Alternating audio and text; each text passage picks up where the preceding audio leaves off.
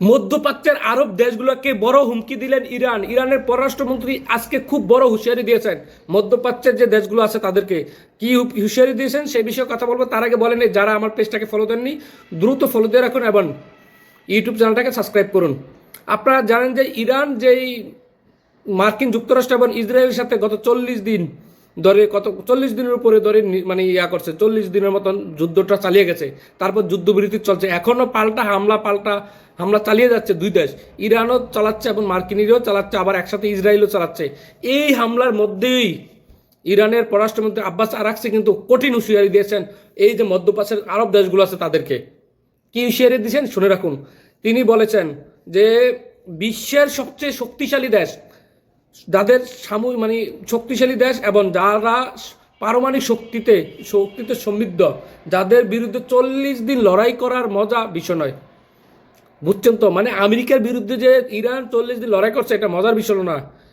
বিশ্ব ইরান জাতি সত্যিকারের শক্তি সম্পর্কে বুঝতে পেরেছে, অর্থাৎ বিশ্ব জানতে পেরেছে যে ইরানের যে কতটুকু শক্তি, যে শক্তিরা তাদের আছে সেটা তারা বোঝাতে সক্ষম হয়েছে।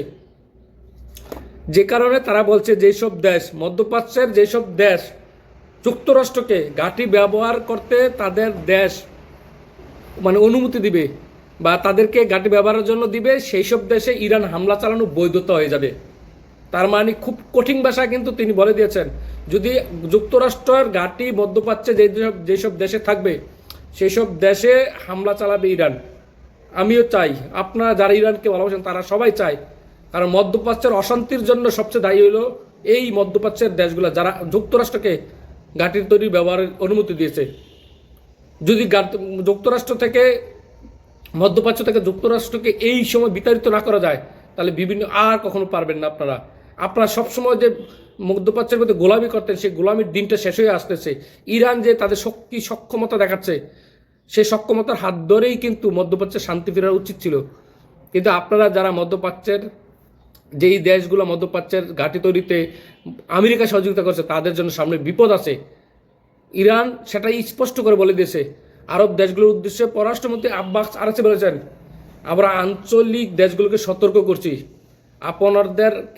আপনাদের দেশে থাকা যুক্তরাষ্ট্রের ঘাঁটিগুলো ব্যবহার করে যদি ইরানের বিরুদ্ধে কোনো ধরনের আগ্রাসন চালানো হয়, আবারও বলছি আগ্রাসন চালানো হয়, তাহলে সেসব ঘাঁটির আমাদের বৈধ হামলাটা লক্ষ্যবস্তু হবে।